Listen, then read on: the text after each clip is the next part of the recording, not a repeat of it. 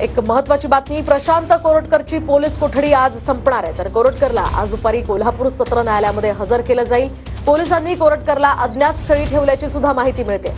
Police आणखी काही दिवस आता त्याच्या कोठडीची मागणी करणार असल्याची सुद्धा सध्या माहिती मिळते। फरार काळामध्ये कोरटकरला मदत करणाऱ्यांची सुद्धा चौकशी होण्याची शक्यता आहे। या संदर्भात अधिकची माहिती जाणून घेऊयात आमचे प्रतिनिधी भूषण पाटील यांच्याकडून।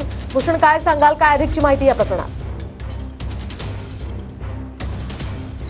नक्कीच कोल्हापूर जिल्हा सत्र न्यायालयानं प्रशांत कोरटकरला 3 दिवसाची पोलीस कोठडी सुनावली होती आणि या कोठडीची मुदत आज संपणार आहे। त्यामुळे पुन्हा आज प्रशांत कोरटकर याला न्यायालयासमोर हजर केले जाणार आहे। गेल्या 3 दिवसांमध्ये पोलिसांनी जवळपास दर दिवशी 4 ते 5 तास अशा पद्धतीने या प्रशांत कोरटकरची चौकशी केलेली आहे आणि यामध्ये अनेक बाबी समोर देखील आल्याची सूत्रांची माहिती आहे। मुख्य म्हणजे हा फोन जो आहे तो मीच केलेला होता असं देखील प्रशांत कोरटकरने कबुली दिल्याचे सांगितलं जातंय। त्याचबरोबर हा डाटा जो डिलीट केलेला होता पोलिसांकडे दिलेला तो देखील आपणच डिलीट केल्याचं त्यानं चौकशीत समोर आल्याचं सांगितलं जाते।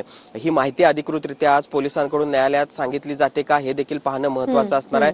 त्याचबरोबर त्यानं या सगळ्या फरार काळामध्ये कोणाकोणाच्या कडे वास्तव्य केलं किंवा कोणाकोणी त्याला मदत केली हे देखील पाहणं महत्त्वाचं असणार आहे किंवा त्याबद्दल काही तपशील आज न्यायालयासमोर हजर केला जातो का किंवा सांगितला जातो का हे देखील पाहणं महत्त्वाचं असणार आहे। आणि त्यानं जी नावं सांगितलेली आहेत त्याची सत्यता पडताळण्यासाठी काही टीम देखील पोलिसांच्या रवाना झालेल्या आहेत आणि त्यामुळे आणखी काही दिवस पोलीस कोठडीची मागणी जी आहे ती पोलिसांकडून केली जाऊ शकते। कारण ज्या नातेवाईकांकडे किंवा ज्या मित्रांनी त्याला मदत केलेली आहे त्या मित्रांकडे देखील चौकशी करणं गरजेचं पोलिसांना वाटतंय आणि गरज पडल्यास त्या सगळ्या नातेवाईकांनी